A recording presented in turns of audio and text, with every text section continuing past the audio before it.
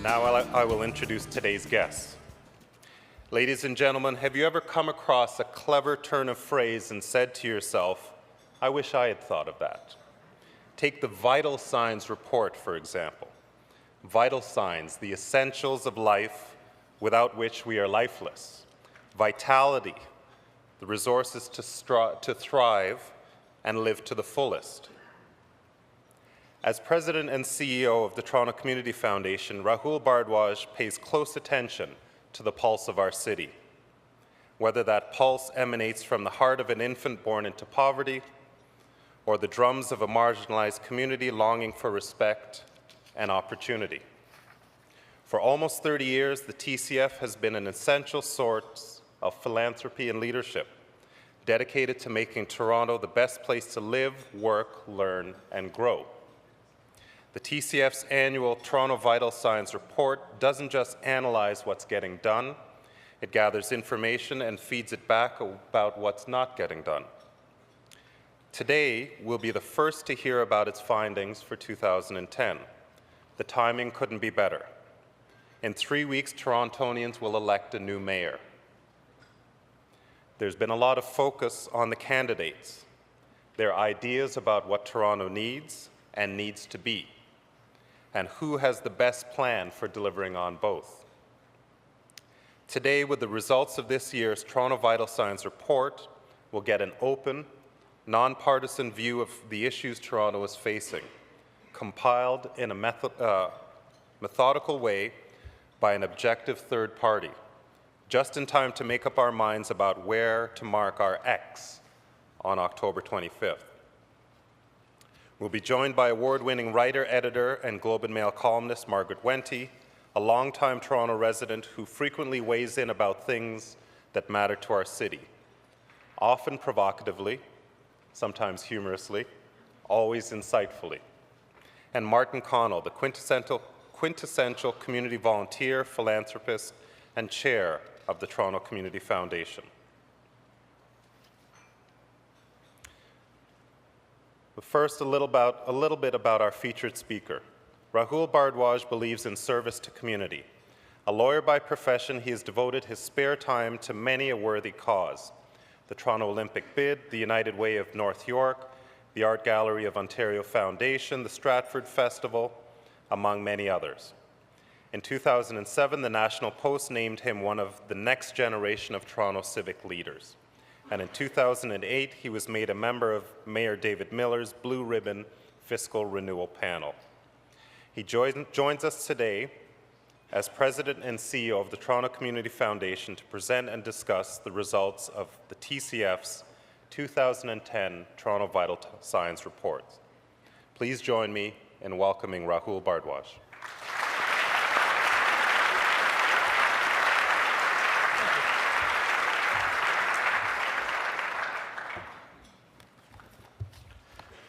Thank you, Nick, for that very kind introduction.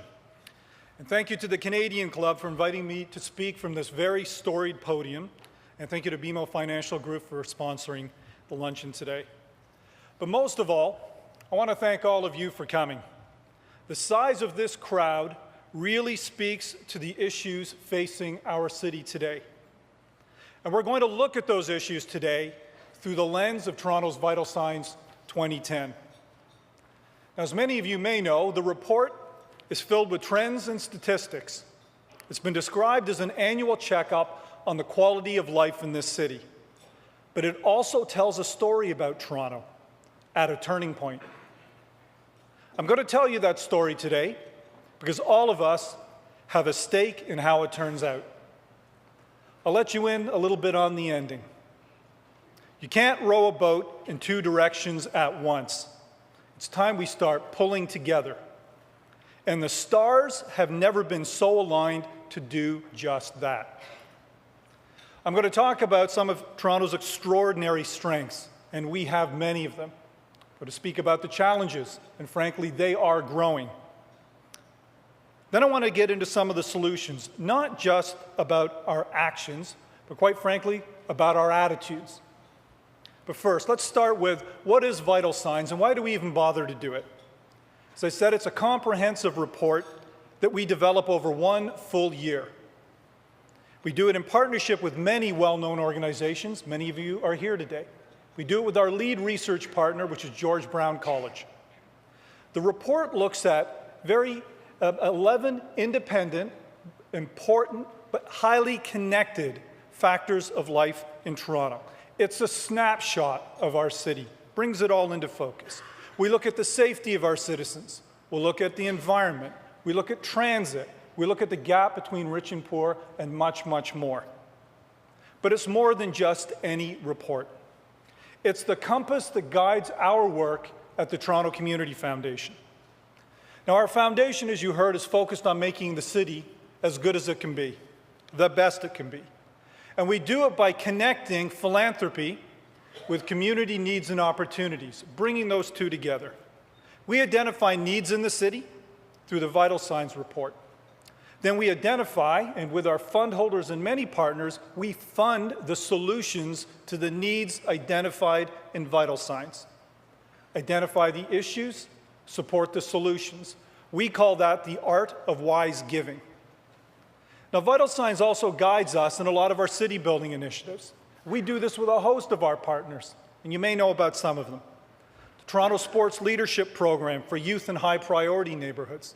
Or if you've been to the museum subway station recently, that's our Arts on Track, the transformation of public spaces. Currently, we're working with the Pan Am Games on developing their social capital programs. And I'm pleased to let you know that with the support of IBM, we just launched our online Community Knowledge Center. It's a web portal that highlights nonprofit organizations that are providing the very solutions to the issues raised in this report. It's been called the YouTube for Philanthropy in Toronto, and it's one of a kind.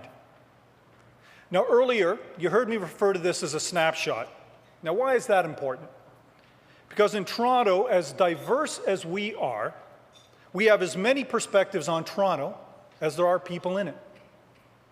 Where you live and how you get to work often provides you the lens on how you know Toronto. So if it's North Toronto, down to Bay Street along Mount Pleasant, very different than Scarborough to Yonge and Sheppard via public transit. So we all see very different Torontos. Let me share a very personal example with you. I am blessed to live in a neighborhood known as the Beach, right by Ashbridges Bay. And I'm known to go for a run down on the boardwalk sometime. And when I get there, what do I see? I see iPods, Starbucks, golden retrievers. It's like running through a Freedom 55 commercial. But you come back a little bit later in the day, and what do you get? Spicy barbecues. You get languages and clothes from all corners of the world. It's more like the set of the film Bollywood Hollywood. The important part is, though, these are two very different Torontos sharing the same space, but they're very far apart. Vital Signs brings these different Torontos together and gets us all on the same page, exactly where we need to be. So as we look at this year's report, there are two key themes that I'd like you to keep in mind.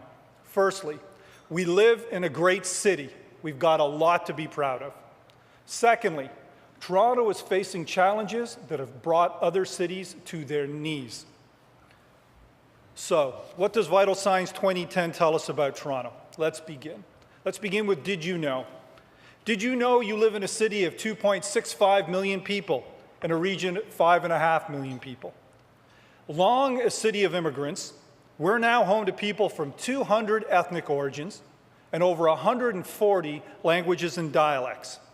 By comparison, there are 192 member states in the United Nations, so we are diverse. Almost half the city's residents are foreign-born. That's the second highest percentage in the entire world. Number one, Dubai. So what has this great, massive diversity done with the City of Toronto?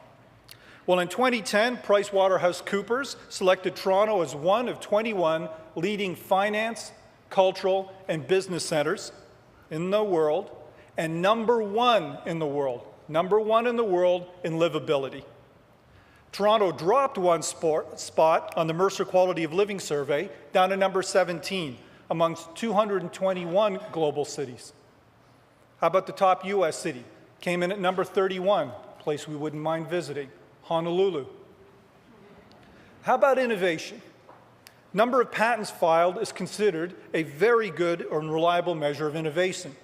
In Toronto, for the third year in a row, we're 17th in the world at 843 patents filed. That's great news. It's only half of what they did in Washington, D.C., only a third of what they accomplished in Chicago, and that ranks far behind number one, Tokyo, with 20,605 patents. So we've got some work to do. But Toronto is productive, and it is prosperous, with GDP growing from $86 billion in 1981 to over $121 billion in 2009. We make up about 25% of the province's GDP and about 10% of the nation's GDP. The U.S. comparator, New York City, Chicago, Boston, San Francisco, combined make up 10% of the U.S. GDP. So make no mistake about it, Toronto is the most significant driver of the provincial and national economies. So that's Toronto from the outside looking in. Let's delve a little bit deeper into some of our vital signs. And first, let's start with the environment. After years of being known as the big smoke, we're actually getting greener. There were 4 smog alert days in 2009. That's down from 13 in 2008, 29 in 2007, and we're well below the 10-year average of 17.7. How about our beaches? More of our beaches are meeting the strict water quality standard of blue flag designation. In 2009, 7 of our 11 beaches were blue flag. That's up from 4 in 2005. So I touched on beaches. Well, how about islands? And by that I mean the phenomenon of urban heat islands in Toronto. Heat islands. These are areas of higher temperature in the city, and they create a vicious cycle of adverse effects. You get your heat, get the air conditioning, the more energy to support the air conditioning, the emissions from the air conditioning energy, and once again, more heat. And they're growing by 3% annually in Toronto. Well, if that's news to you, it'll also be news to you that in 2009, Toronto became the first city in North America to pass a bylaw requiring green roof construction on new industrial development, precisely to curb the heat island expansion. So let's move from the environment, turn the page, and move over to everybody's favorite, transit. Let's look at getting around this vast city. The reality is we're still the longest commuting time in Toronto. But one obvious solution is our public transit. The TTC is the third largest rapid transit system in North America, right after New York City and Mexico City.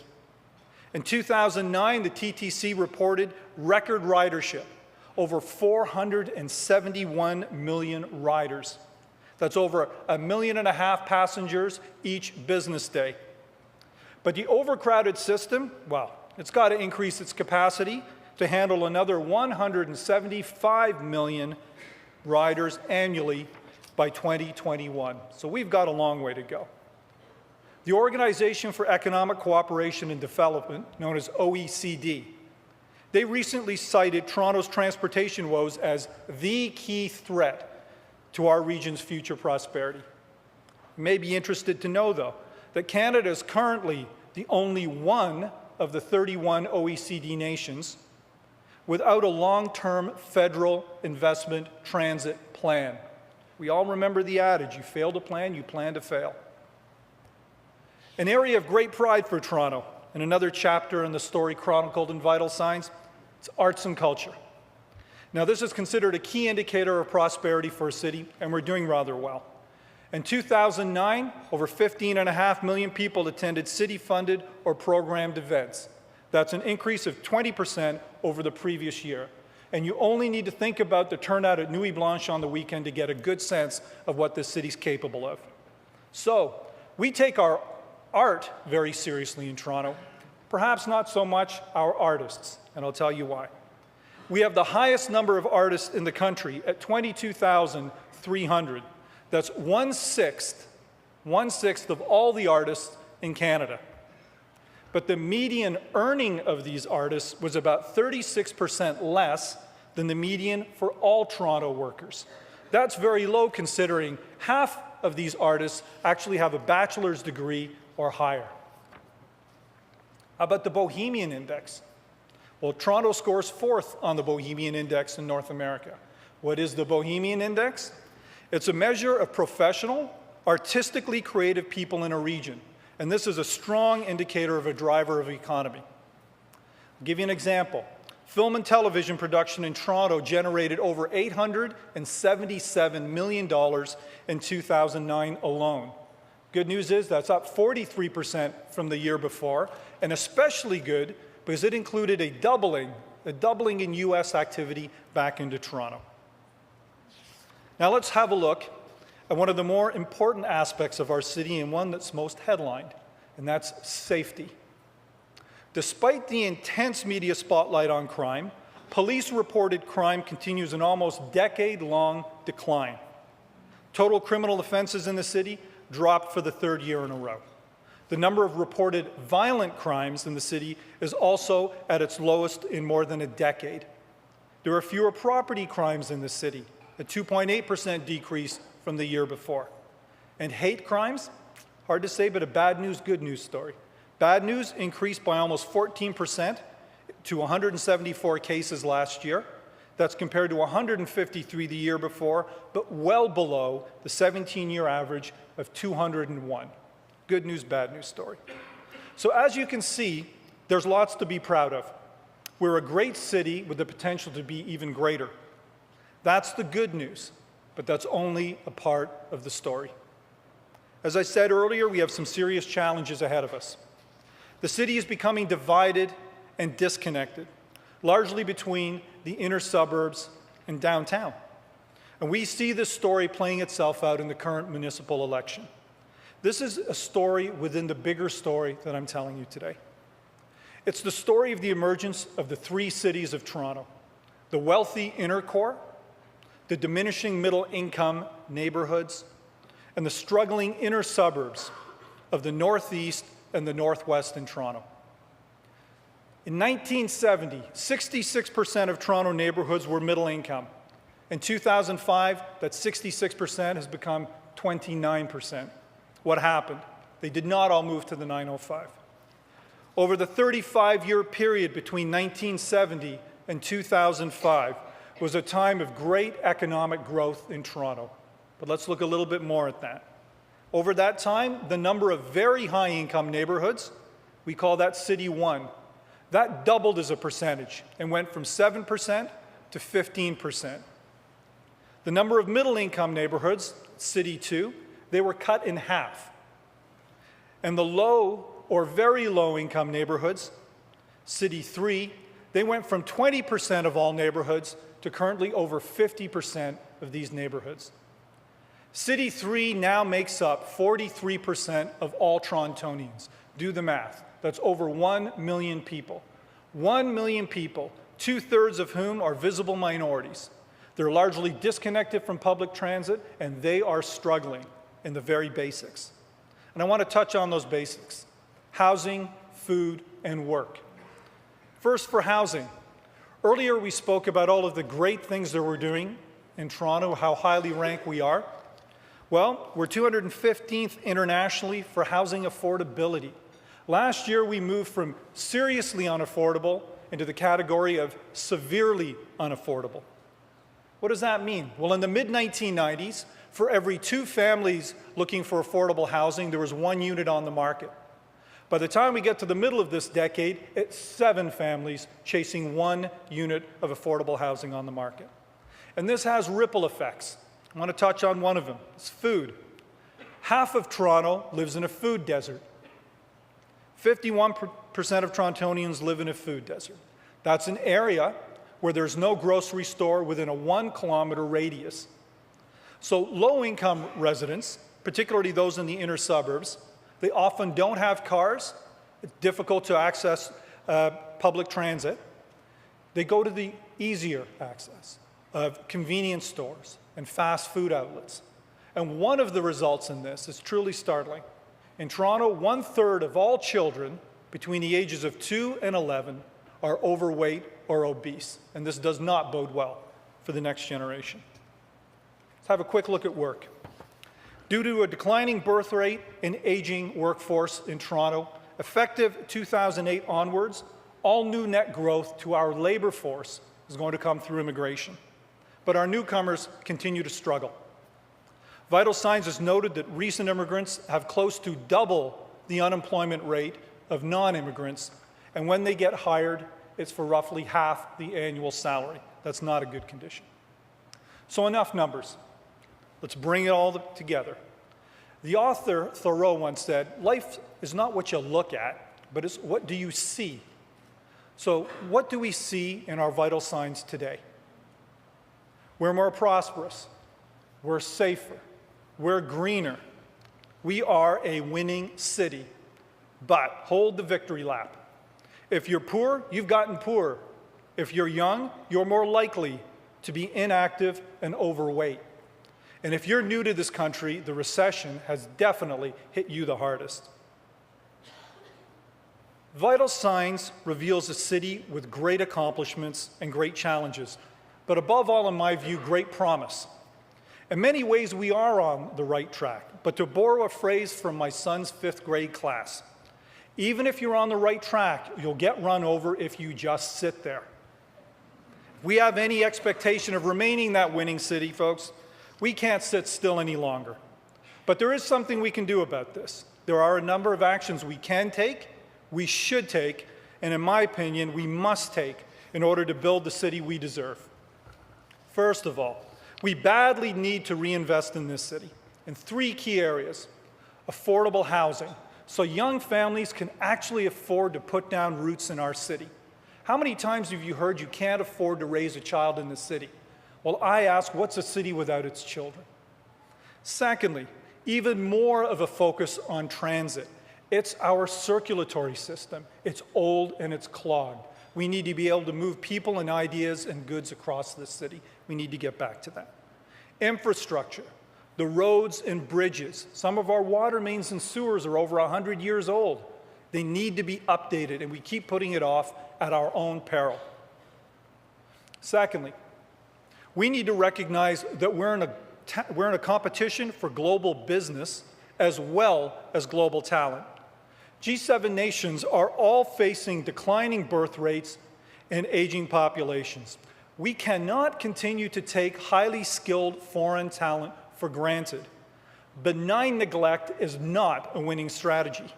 We're in a competition, let's act like it.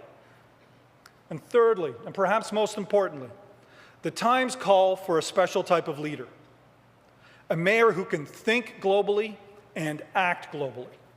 The days of fixing potholes alone is long, long behind us. We need a mayor who can build bridges that will connect us with this rapidly evolving and growing global village. So, how do we make this happen? Well, we can only make it happen when we stop thinking of ourselves in terms of us and them. So let's start with our governments. The senior levels of government. They must provide additional tools to Toronto to raise revenue beyond just the property tax base, so we can begin to share equitably in the very economic growth created by the city, in the city, so we can invest in the city. We must continue to remind our political leaders that these vital signs that I'm speaking of are not just city issues, but are matters that go to the very heart of Canada's social and economic future. The health of this city is a national issue and must not be ignored.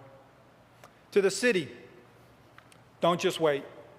The city should aggressively explore efficiencies as well as alternative methods of financing, including exploring new funding relationships with the private sector. There are no other options now. And how about Torontonians, all of us? Well, when we can finally acknowledge that running this city is so much more than running just a very big 7-Eleven, that's when we can start a real discussion about how to build a great city, a theme that has been completely lost in this current municipal election. So, This is all simple. It's just not easy. But it all starts with a new attitude towards each other, a new type of thinking, a new type of politics, and a new type of leadership. And I can best sum it up by an old saying I was recently reminded of. The hardest ship to sail is a partnership. I believe that competition may have built this city, but collaboration is our way forward.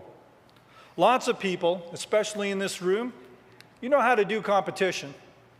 Knowing how to do cooperation, that is much, much harder. We need to find a way to reward cooperation. We have all kinds of ways to reward competition. We need to stop thinking of ourselves and our sectors as silos and walls, but rather as bridges. And never before has this opportunity been so near and the stars aligned so well. I'll tell you why. Toronto and much of the world are increasingly being built on three key foundations: the public sector, the private sector, and the philanthropic sector. Historically, each of these has had very, very different bottom lines. For business, it's profits and money. For governments, it's security and social cohesion. And for the not-for-profit sector, it's quality of life. But something changed over the last 20 years. They've begun to align with each other. Governments are now much more focused on the financial bottom line. And businesses have a mission to satisfy more than just their shareholders and their customers. And today, philanthropy is not only taking on a larger role in society, it's become a meeting place of government and business. These sectors are aligned as never before, right at the bottom line. But if the story that emerges from Vital Signs today tells us anything, is that our sectors, our efforts, our interests have to be aligned even more on a scale previously unimagined.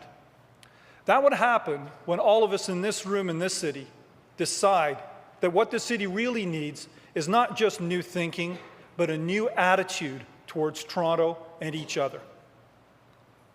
Working together is a necessary condition for building our city anew, but it's not a sufficient condition.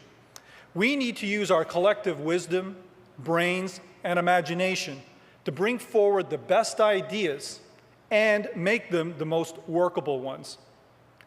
After all, you can't wring your hands and roll up your sleeves at the same time. Thank you.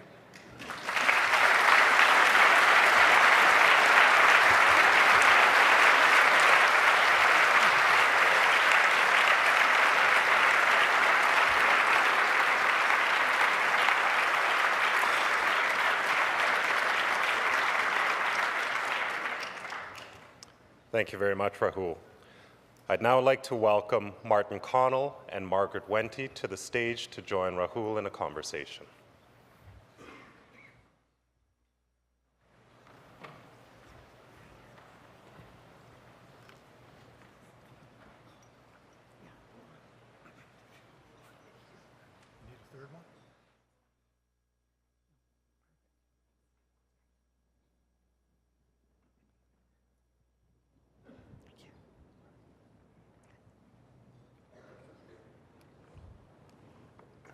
Are we on?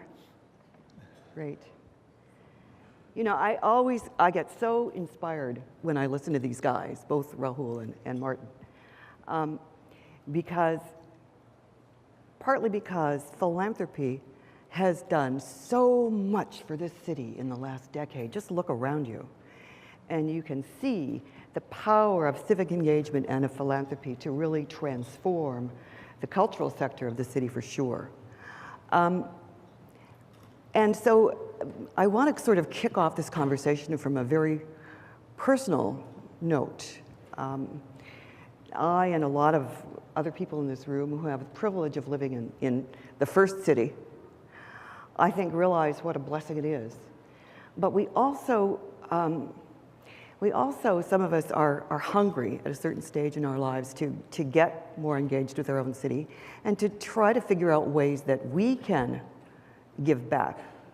So, Martin, I want to start by asking you this. You know, as somebody who's not Bill Gates, I don't have $1 billion to give away, and I'm not the Bank of Montreal. You know, I'm just a citizen who wants to plug in somehow and help. How does somebody like me just get a handle on how I can make a contribution?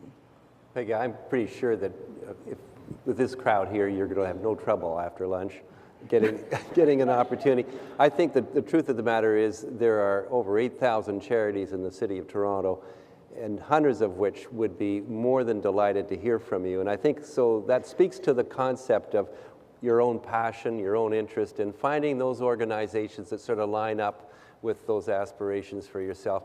They'll be happy to see you. Organizations need volunteers, they need people to help raise money, they need people to help man the programs that they're involved in. So the opportunities are there in spades. It really comes down to making a decisive movement on your own part to find your way into it. They're welcoming arms waiting for you. Can you tell us a little bit more about the website you talked about and what's on it, what I can find out, how that might help? Sure. So we were thrilled with the opportunity to partner with IBM to create the Community Knowledge Center. And as I said, it's like the YouTube for philanthropy. We have now over 100 organizations who have posted their profiles up here. And we've had the law of unintended consequences came of this.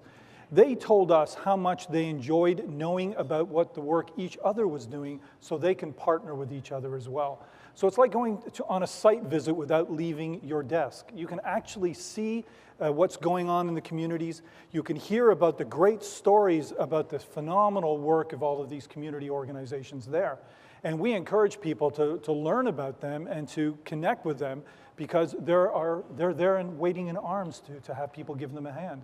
In fact, in our Metro News this morning, there's a section on how people can actually help and be a part of the solution. And it's all predicated on civic engagement, which I don't need to say, which is what everybody's here for today.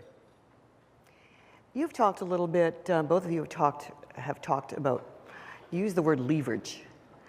And that's what the Toronto Community Foundation does a lot of leverage. I understand that term in a business context, but what's it mean in a philanthropic context?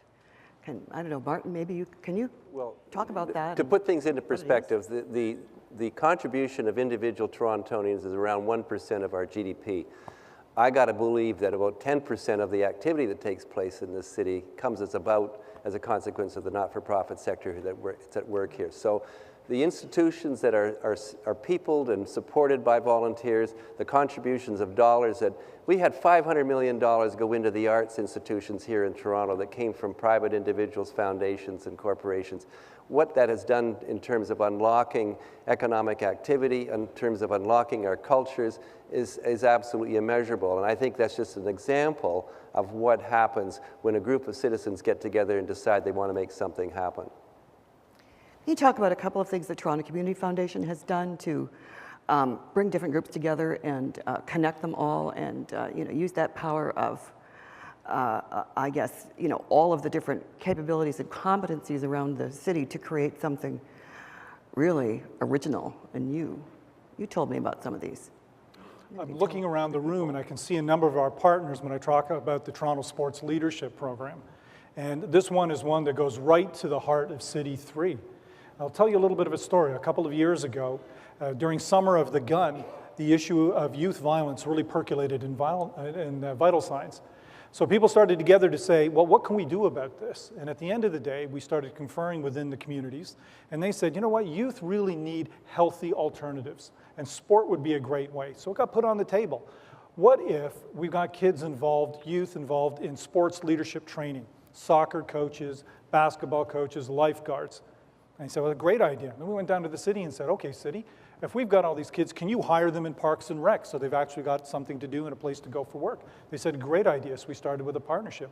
We had a donor who was happy to contribute it. We went over to United Way. They liked the idea and they doubled it up. Then we went to the YMCA and we said, we're looking for a real partner to help us in the lifeguarding component of it. And they said, great, we'll be there too. And by the time you were done, we had our 3 partners, the city, and a host of others from MSLE to the school boards. And we had the Toronto Sports Leadership Program. And what are we, 4 or 5 years in, and we've got over 400 youth in these high priority neighborhoods who have now been certified at a national level of sports training. We talked about the lifeguarding program as well. Is that part of this? Yes. Just tell me a bit about that. I thought that was really interesting. Well, this was a part of the sports leadership program, and I think one of the interesting things about this year is you realize not all these kids can swim as well as the others. So for those who weren't that good at swimming, they got certified in wading pool guard, which I didn't know actually existed, but that's a great opportunity, and they're on a better path. That's terrific. There's another story, Martin, that you told me that sort of connects back to food deserts and food and nutrition issues. And I thought that was really, really extraordinary community initiative. Can you tell us something about that and how it all started? Right. There's been a program that was started initially in what's the name of the gardens over, Alexander Park. And that was started 3 years ago by a donor who was particularly attracted to Kensington Market. She had grown up there. She had fun with us. She had a great interest in food. She was a food writer. And she wanted to do something in that neighborhood. And here was, again, one of those highly diversified neighborhoods where people were operating largely in isolation from each other. And through a contribution she personally made through the Community Foundation, that match was indeed matched by others. And other players such as Toronto Community Housing and other organizations came in and participated to the point now it's been picked up. It's now in St. Jamestown, and it's beginning to roll out. And it brings together youth, it brings together families, it brings together women who come from a variety of different cultures in a safe and secure environment where the focus is on food. And that's a classic example of, again, collaboration and partnership. You know, all of this is making me feel kind of encouraged, because when you look forward to the next decade and the reality of government funding, and tell us what that's going to look like from your perspective. We've lived in an era, we've lived with government contraction for decades. So I think that the reality is the private sector has, generally speaking, done the best it can do. It can never fill all the pockets that have been left by government. But on the other side of the coin, it brings together the best of human nature to solve problems and challenges. And I'd like to think that the Community Foundation is really well positioned to take on that role of being a catalyst and a convener around many, many of these themes. You know, what strikes me about these stories is that these are so creative. You got to think a government bureaucrat couldn't think them up. I mean, they couldn't be thought up in a government context. But when you have a bunch of individuals working together, the creativity unleashed is really, really extraordinary. And the good news is government, generally speaking, does follow once the programs are up and running. So, well, that's the thing. You know, I think of programs like Pathways to Education, for instance, which I think is in the Toronto Star section. Great program about basically giving kids from places that wouldn't normally have big aspirations to go to university or college, just get them with a whole lot of community support, give them that motivation, all of that support they need to make that bridge to higher education. It started in Regent Park. It's been an enormous success. I've met some of these kids, all started in the community, and then eventually government picked up a piece of it. Again, with a small handful of volunteers and a dedicated staff people working at the Community Health Center. Okay, more stories? Well, We've got 5 more minutes. Well, if we can take away anything from today, I hope we see the vital signs paints a picture of a city that's just exceptional. We're number one in so many things. We're greener, we're safer. But when we think about the other side of the equation, and we use it by at least analogy, City 2 and 3, we know that there are those in need. But it's the opportunity of philanthropy to actually play a real meaningful role on bringing business and government together in a new way to collaborate around that. So these stories are just small incidences of how that's working. But if we can figure out how to scale that up even more so, I think we're going to be really on the track of making some real transformational change in the city. So I remain very optimistic. You know, we're number one in so many things. And those areas that we're shaky on, we can really start to do some things. And as I go through the city and I talk to people about vital signs, you know, you get the eager-looking faces out here. And this is the face of civic engagement. This city cares about itself. And I think that's a source of great optimism on a go-forward basis. Rahul, it always makes me feel so good to talk to you. Don't you think you could, you think you might consider running for...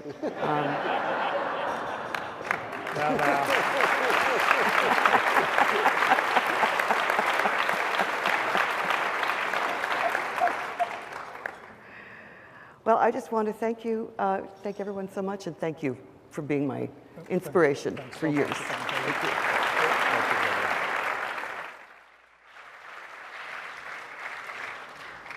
Thanks to all of you. I'd like to welcome Alison Lote to the podium to thank our guests formally.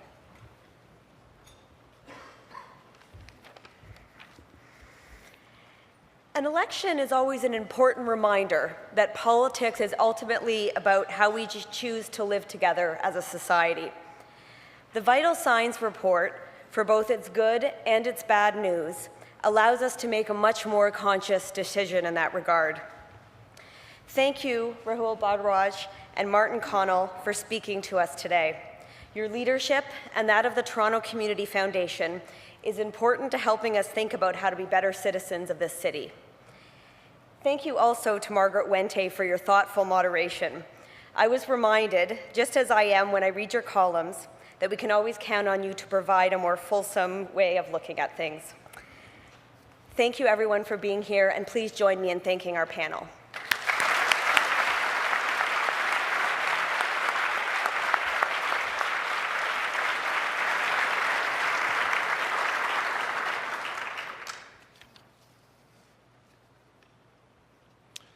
Thank you, Alison. Thank you, Rahul, Margaret, and Martin, and thanks once more to BMO for making today possible. This concludes our television programming, which has been broadcast live on Rogers TV. We're grateful to Rogers TV and 680 News for their continuing promotion of Canadian Club events.